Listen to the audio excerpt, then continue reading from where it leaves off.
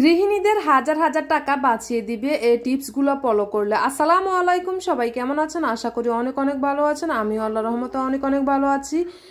আবারও নিয়ে আসলাম টিপস নিয়ে আমি এক নাম্বার টিপস দেখাচ্ছি। এক নাম্বার টিপস হচ্ছে এই যে আমরা অনেক সময় রাইস কুকারে ভাত রান্না করি, কিন্তু একটা নিয়ম কারণ অনেকে জানেন না, যারা নতুন আছেন।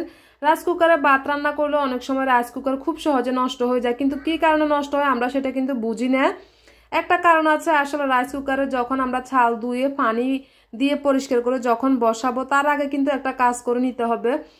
তো সেই কাজটা কি সেটাই দেখাবো। এই যে দেখতে পাচ্ছেন রাইস কুকারের চারদিকে কিন্তু অনেক পরিমাণ পানি। এই পানি দিয়ে যদি আমরা রাইস কুকারে বসিয়ে দিই রান্না করতে, তখন কিন্তু অটোমেটিকলি রাইস কুকারগুলো নষ্ট হয়ে যায় খুব তাড়াতাড়ি। তা আমরা এরকম একটা কাপড় নিয়ে নিব। কাপড় দিয়ে হচ্ছে সুন্দরভাবে আমরা চারপাশে মুছে, তারপরে হচ্ছে নিচের দিকে মুছে পরিষ্কার করে রাইস কুকারে বসাবো। তা আসলে যারা নতুন, অনেক পুরাতন মানুষ আছে যারা রান্না করতে করতে আসলে এগুলো বুঝেন, জানেন, তারা তো জানেন। যারা নতুন আছেন, নতুনরা কিন্তু এই বিষয়টা অনেকে জানেন না যে রাইস কুকার কিনলো কিন্তু ব্যবহার করতেছেন, অনেক সময় অনেক তাড়াতাড়ি নষ্ট হয়ে যায়। দেখতে পাচ্ছেন আমি সুন্দরভাবে চারপাশে পানিগুলা মুছে, তারপরে হচ্ছে নিচেও সুন্দরভাবে পানিগুলা মুছে নিয়েছি কাপড় দিয়ে। কারণ কি, পানি সহ যদি রাইস কুকারে আমরা ভাত রান্না করি অল্প তাড়াতাড়ি সময়ে কিন্তু রাইস কুকারগুলো আমাদের নষ্ট হয়ে যায়। তো এই জন্য সুন্দর করে এই যে পানি পরিষ্কার করে তারপরে হচ্ছে আমরা রাইস কুকারে ভাতগুলো বসাবো। এতে করে আমাদের রাইস কুকার অনেক বছর টিকবে, নষ্ট হবে না। তো এটা কিন্তু আপনারা সত্যি সত্যি এই কাজটা করবেন। এরকম ভুল কখনো করবেন না যে পানি সহ রাইস কুকারে বসিয়ে দিবেন, তাহলে কিন্তু রাইস কুকারগুলো খুব সহজে নষ্ট হয়ে যায়। তো আশা করি বুঝতে পারছেন আপনারা নতুনেরা, পুরাতনেরা জানেন হয়তো বা। তারপর টিপস হচ্ছে এই যে আমরা অনেক সময় মশলার যে কোনো মশলার প্যাকেটগুলো যখন ব্যবহার করি তখন কিন্তু অনেক সময় অল্প কিছু পরিমাণ আমরা দিয়েছি কিংবা আর বাকিগুলো আমরা রেখে দিব। এই যে আমার এখানে কিন্তু অর্ধেক পরিমাণ আমি ব্যবহার করলাম, যে আর বাকি যে মশলাগুলো আছে এগুলো আমরা কিভাবে রাখবো, এভাবে রাখলে কিন্তু অনেক সময় নষ্ট হয়ে যায় খোলা প্যাকেটে। তো আসলে এমন একটা সেফটি করে রাখবো যাতে করে কোনো প্রকারে নষ্ট না হয়, সুন্দরভাবে যাতে পড়ে না যায়। তো আমি সেই সিস্টেমটা আসলে দেখাবো আপনাদেরকে। কারণ কি, এরকম করে মশলা অনেকে রাখলে কিন্তু পড়ে যায়, নষ্ট হয়ে যাওয়ার সম্ভাবনা থাকে বেশি। তো এরকম যে কাপড়ের ক্লিপগুলা, এটা হচ্ছে দুইটা নিয়ে নিবেন। তো এই যে ক্লিপ দুইটা নিয়ে নিবেন, এই ক্লিপ দিয়ে হচ্ছে এমন ভাবে বাঁশ করে দিবেন, দুইটা বাঁশ করে দিবেন। এই যে প্রথমে আমি একটা বাঁশ দিয়েছি, একটা বাঁশে কিন্তু হবে না, এই যে আরেকটা বাঁশ দিয়ে দিয়েছি। দেখতে পারছেন আমি যেরকম করছি ঠিক আপনারা ওইরকম করে দুইটা বাঁশ করে তারপর হচ্ছে এই ক্লিপগুলা দুইটা দুই পাশে লাগিয়ে দিবেন। এতে করে আপনাদের অনেক দিন এই মশলাগুলো থাকবে, কোনো প্রকারে নষ্ট হবে না। তো এই দেখতে পারছেন আমি কিভাবে রাখলাম।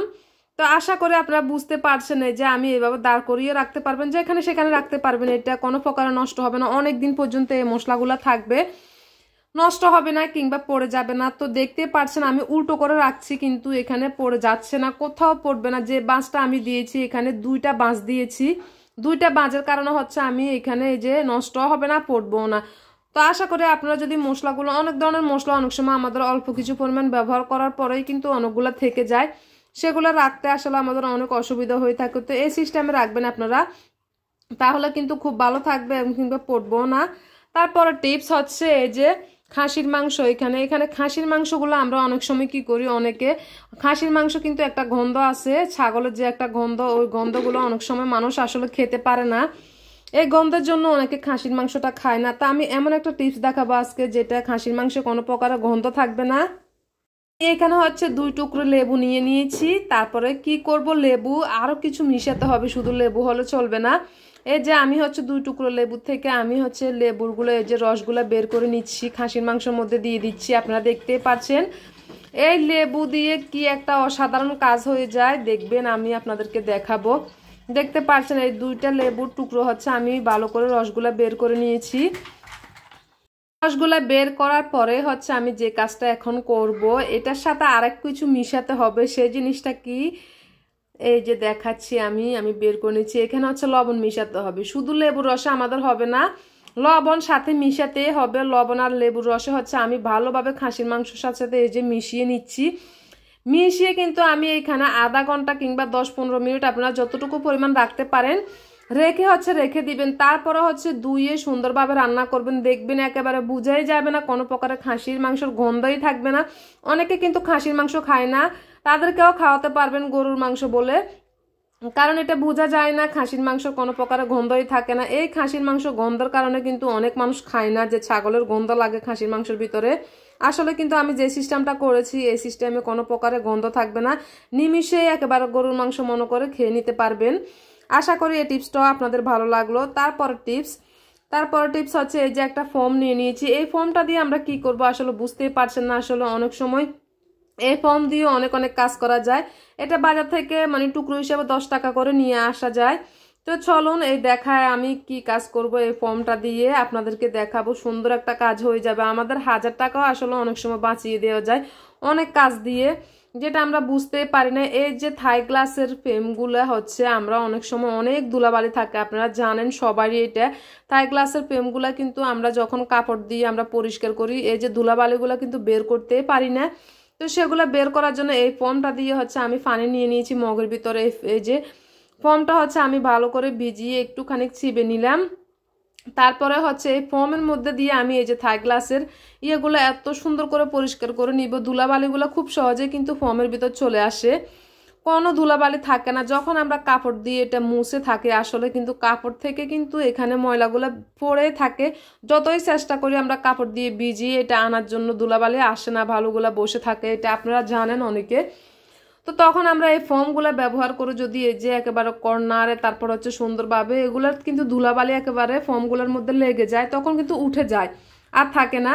তো এরকম করে যদি আমরা সব থাই গ্লাসের ফোমগুলো যদি ক্লিন করতে পারি খুব সহজে, তাহলে দেখতে পারছেন অনেকে কিন্তু আটা দিয়ে করে এই জিনিসটা।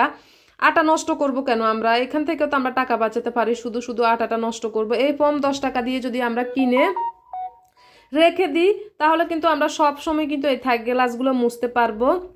আর আমাদের বাসায় কিন্তু একটা থাই গ্লাস থাকে না, অনেকগুলা থাকে জানালা, তারপরে অনেকগুলা জানালা থাকে, তারপর বারিন্দার যে থাইগুলা থাকে ওটাতেও কিন্তু এরকম ধুলাবালি ময়লাটা বেশি হয়ে থাকে।